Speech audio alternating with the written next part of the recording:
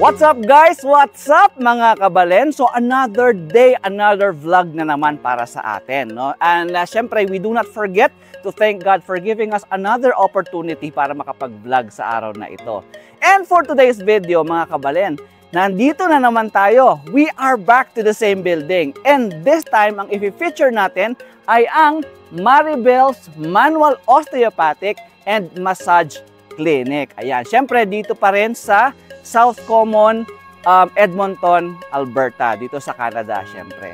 And this is not your typical spa, mga kabalen, na hindi to basta-basta massage parlor lang. This is way different. This is osteopathic and massage clinic. So talaga namang kakaiba. Ngayon, we had the chance to explore the place. We could show you how the room looks like. Papakilala namin kayo sa kanilang mga therapist. At syempre, ang owner. We can get the chance to talk to them. Kaya samahan nyo ako at explore natin ang massage clinic na to. Let's go!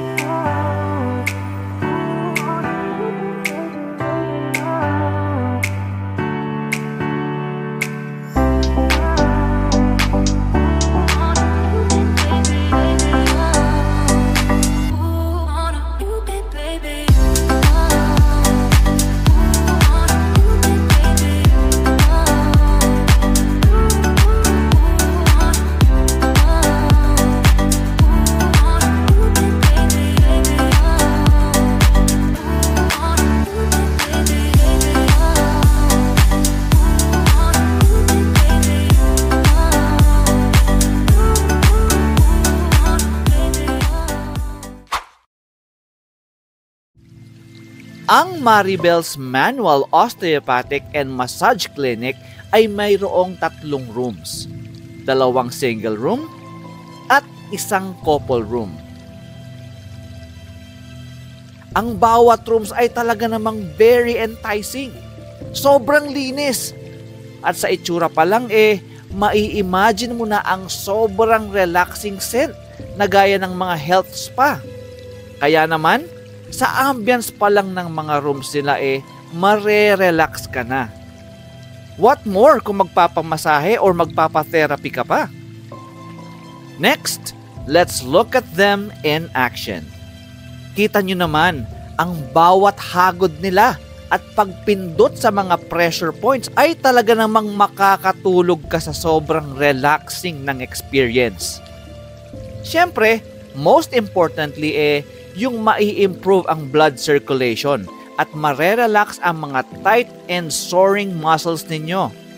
Tanggal ang lamig, sabi nga nila. Ngayon naman, syempre, hindi tayo makakapayag na hindi natin ma-experience yung pinagmamalaki nilang osteopathic therapy. Okay, so mga kabalen, so we are here now sa office ni Ate Mabel. And ito, as you can see, naka-patient gown na ako, no? Or what we call yung hospital gown. And mag-i-start na tayo ng osteopathic treatment. So ito yung part na i-assess muna niya yung patient niya para at least malaman niya kung ano yung mga dapat i-treat sa patient. Ayan. Okay, hi. Magandang umaga. Opo. Okay, hi MJ. Okay, so ngayon, dito tayo sa assessment mo for today. Mm-hmm. So, tatanungin ko kung anong reason bakit ka nandito.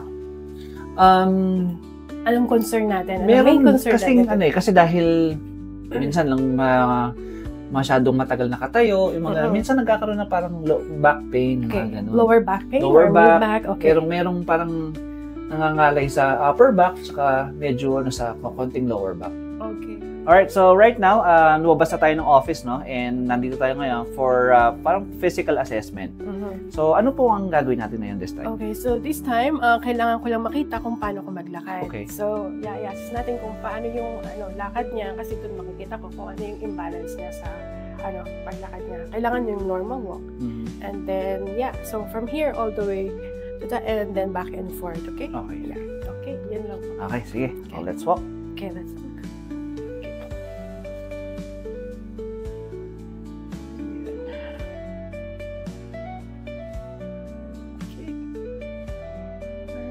Then, balik dito.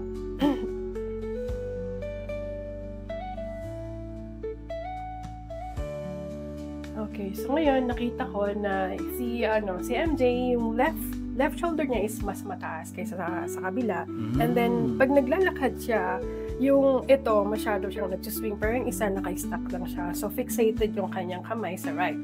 And then ngayon, medyo curve na dito kasi mayroon siyang head-forward posture. So, yun, yung likod niya, masyado niyang masakit ba likod mo?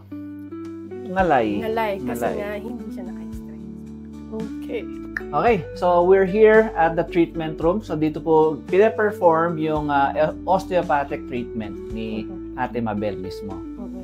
Okay, so ngayon, kasi meron tayong assessment sa standing, sitting, and nakahiga ka din. Okay? So ngayon, titingnan ko, yun nga, yung sa dito ka, sa talikod ka sa akin, and then titingnan natin yung spine mo, kung any rotation dyan sa spine mo, kaya mayroon kang suot na ganito para visible, ma-expose yung likod mo. Okay, ngayon, titingnan ko yung assessment, dito, yung likod spine mo, kung any side bending or rotation. Okay, ngayon, kinakapa ko yung spine niya. Tinitingnan ko kung any side bending ng kanyang mga vertebrae. So ngayon, nakita ko na dito, yung sa C7 niya, is naka-side bending siya sa left. So kailangan natin i-correct yan, okay? And then dito, masakit dito, right? Parang, siya, any pain dito? Konti. Dito. So, mayroon ka rin ditong side bending. And then, may rotation ka pa sa left, okay? So, dito nga, may rotation sa left sa T1. T1 rotation sa left yung kanyang spine. So, yan ang mga i-correct ng mga osteopath.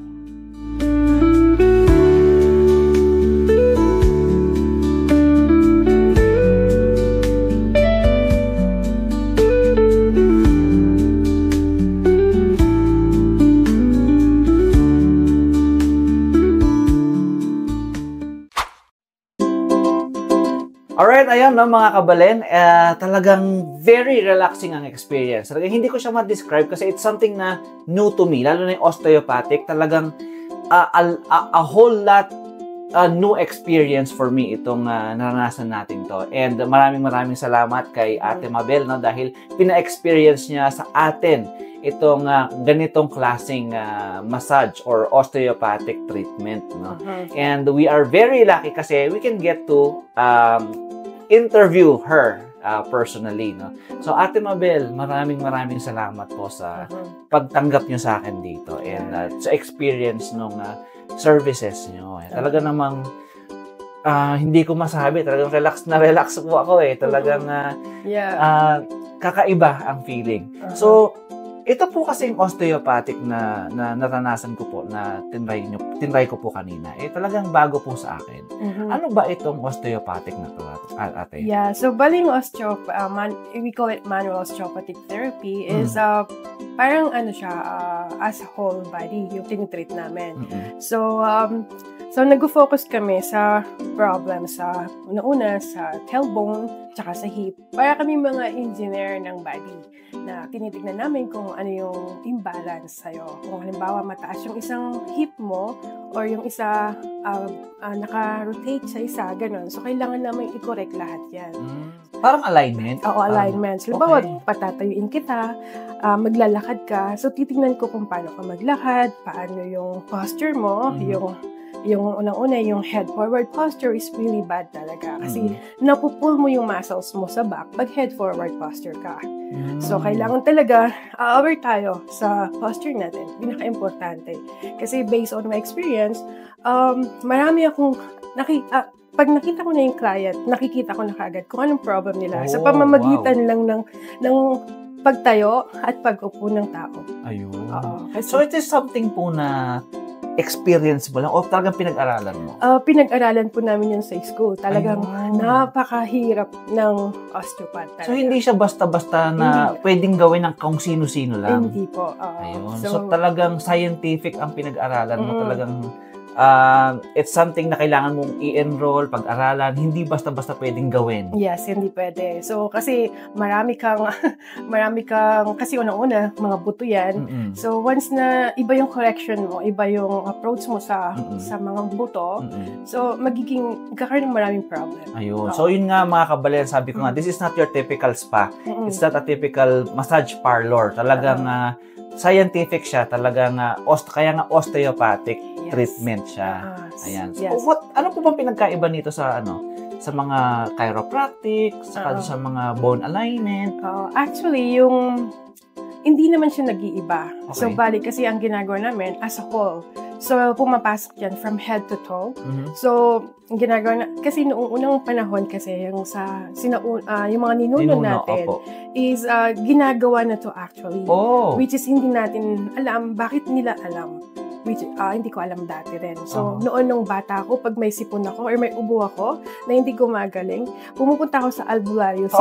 Okay. Pero ngayon, kasi nung nag-aaral ako, parang kami yung pain healer, tawag, or albularyo.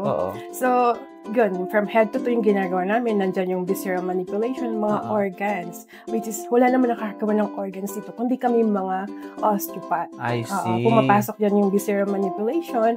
Kasi, kung halimbawang, katulad na, nung massage therapist pa lang ako, nagiging, parang, upset ako sa mga client ko na bumabalik-balik sila na ganun pa rin yung problem nila.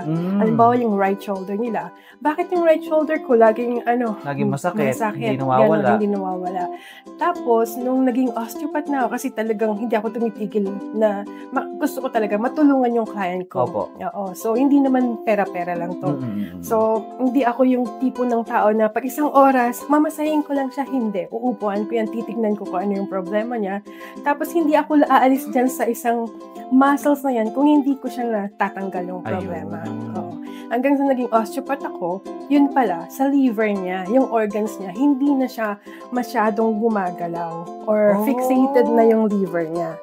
I see. So, mataas na yung parang toxicity niya sa katawan. Yes. Kasi kaya nag-reflect nag-reflect yung ligaments.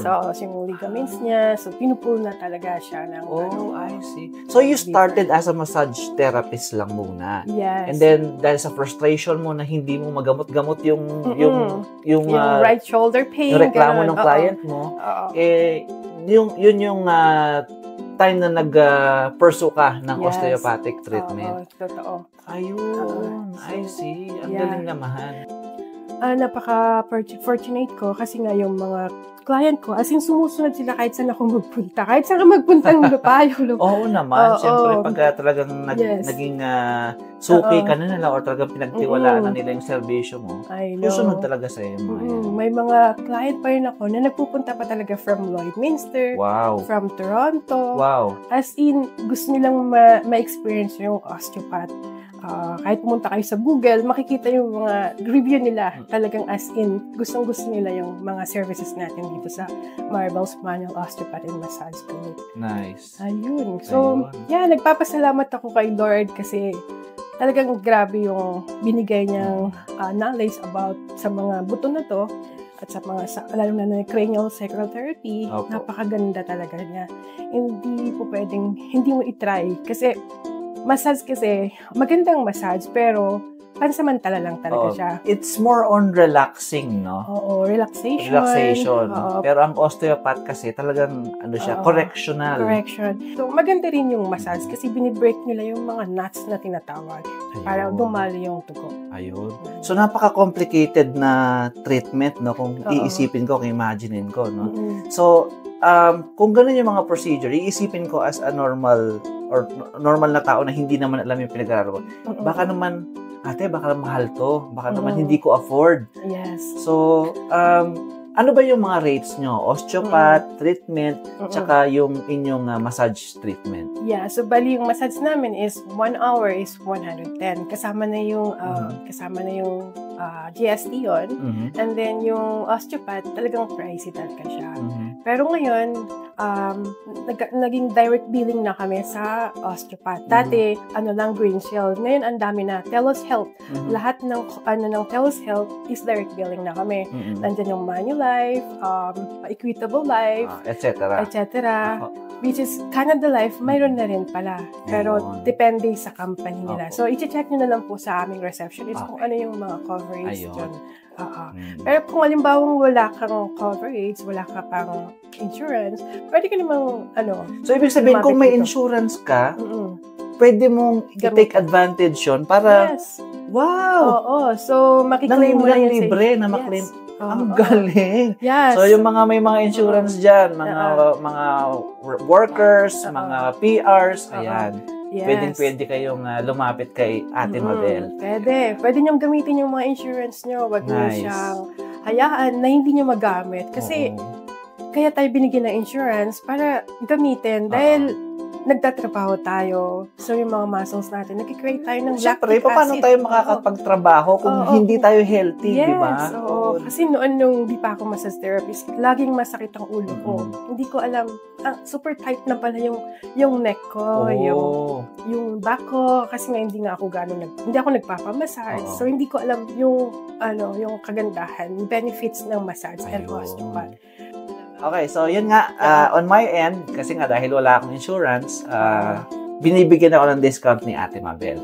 Pero, syempre, bilang influencer and vlogger din na gusto rin tumulong sa kapwa, sa mga nakakapanood ng vlog na ito, at nalaman nyo itong clinic ni Ate, dahil sa vlog na to, bibigyan ba natin sila ng discount? Yes, oo. Magkano discount ang bibigyan natin? How many percentage can we give?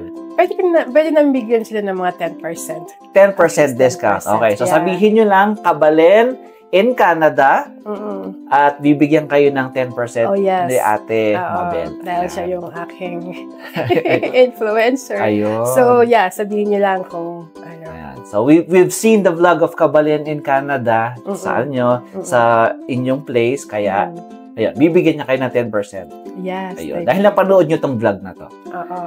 So, as of now, Ate, kung talagang, ako manunood sa'yo or sa mga sinabi mo, convinced ako. Talagang gusto kong pumunta dito, magpamassage, experience tong osteopath, at syempre, mag-relax din. No? Paano po ako makakapunta dito? Or paano makapag-book? So, pwede po kayong mag-book online. So, i-tap nyo lang po yung marvelsosteopathic.com or hanapin nyo lang po yung Marvels Manual Osteopathic and Massage Clinic. Sa Facebook page po. And then, pwede rin po sa Google Map, makikita niyo po agad. Type yung Massage Clinic in Edmonton, makikita niyo rin po yung Marvel's Manual Osteopathic and Massage Clinic. So, yun, searchable po sila sa Google Maps. So, it's easy to commute here kung nagko-commute kayo through bus or train or meron kayong sariling sasakyan, just search in yung Maribel's Manual Osteopathic Clinic. Kaya hindi na kayo maliligaw dahil diretso na dito yon. So makikita po doon. And pwede rin kayong mag-inquire sa kanilang Facebook page. Just type in yung pangalan nga ng clinic is Maribel's Manual Osteopathic Massage Clinic at naman po sila, responsive naman sila at talagang agad nilang sasagutin yung mga inquiries nyo. Ang phone number po namin is 587-498-9227. Nandiyan po si Lauren para po sagutin po yung mga tanong nyo. So bali lahat po from head to toe, pwede po natin gawan po ng paraan yan. Ayan. So, mga kabalen, no? So, I guess that's it for today. At marami tayong natutunan and talagang super relax ang pakiramdam natin. Thank you. Talagang, Ate Mabel, it's something na I would not really forget dahil kakaiba itong naranasan natin na to ngayon. At maraming salamat po mga kabalen sa mga nagsubaybay from beginning till the end of this vlog. At talagang nagtiyaga. And maraming salamat po. Sige po, final message po mga sa ating mga kabalen or ating mga followers? Yeah. Una, magpapasalamat po ako dahil sa chance na ma-interview at makilala po ang ating clinic. At ganun din po yung si Kabalen, supportahan niyo po siya. Napakabait po niya at napakagaling po niyang influencer. Okay po. Okay, maraming salamat po mga kabalen. So once again, this is MJ Mendoza and you are watching Kabalen in Canada. Okay, thank you guys. Bye.